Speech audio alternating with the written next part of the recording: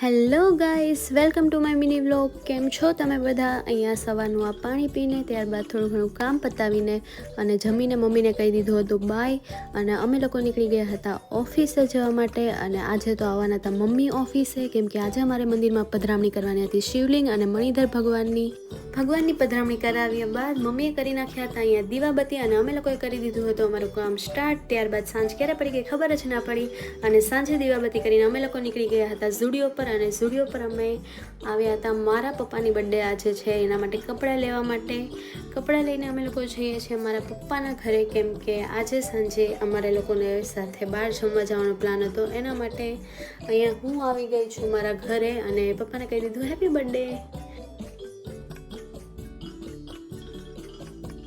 ત્યારબાદ પપ્પાને આપી દીધું એમનું બર્થડે ગિફ્ટ. અને પપ્પાને જો કંઈ ખબર નહોતી કે હું કપડાં એની માટે લાવવાની હતી.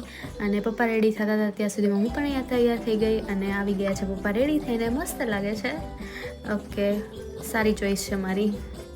ત્યારબાદ અમે લોકો જઈ રહ્યા હતા આજે ઢોસા ચારકોલમાં. ઢોસા ચારકોલમાં આવીને ફટાફટ ઢોસાને એવું ખાઈને પતાવીને અમે લોકો નીકળી ગયા હતા પપ્પાને મૂકીને ઘરે જવા માટે. ઘરે આવીને કરી નાખ્યું કાલે સવારે પીવા માટેનું પાણી રેડી. સો આજનો દિવસ અહીંયા થાય છે પૂરો. Bye bye guys.